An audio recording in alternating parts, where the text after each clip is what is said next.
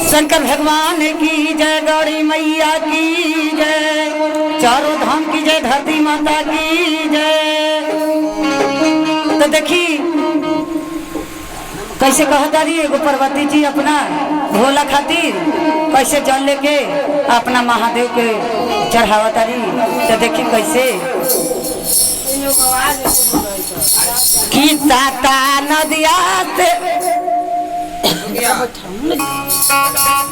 अरे साता नदिया से जलवा हम भर के लैले गोरोजे।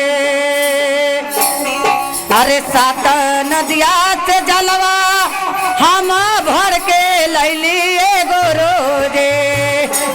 अरे खोला ना के मरिया जलवा ढारे देवैये गोरोजे।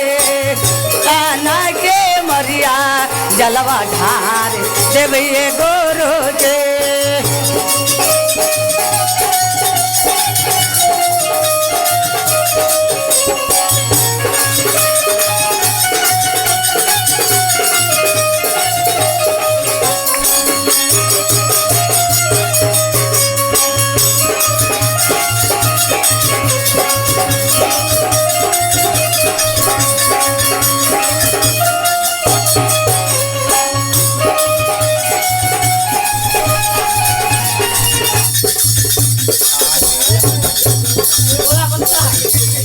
तेरा दागिरा के दाया मांग ले भैये गोरोजे।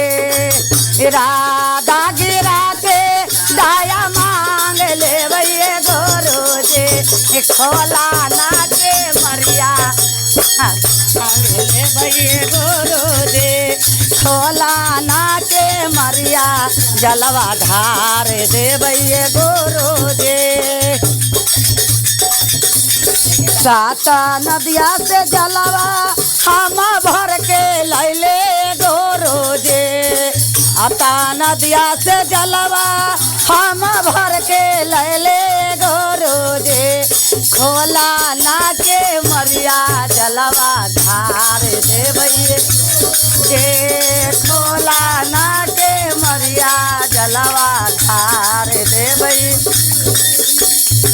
हीरावा झुका के दाया मांग ले भैये गोरोजे। हीरावा झुका के दाया मांग ले भैये गोरोजी। खोला ना के मरिया जलवा ढार दे भैये गोरोज। खोला ना के मरिया जलवा ढार दे भैये गोरोजे। सीरा दागिरा के दाया मांग ले भैये गोरोजी। हाथावा फैला के दाया मांग ले भैये गोरोजी। खोला ना के मरिया मांग ले भैये गोरोजी। आचारा पसर के दाया मांग ले भैये गोरोजे। चारा फैला के दाया मांग ले भैये गोरोजे। खोला नया या जलवा ढार दे भैये गोरोजे। खोला ना के मरिया जलवा ढार भैये गोरोजे।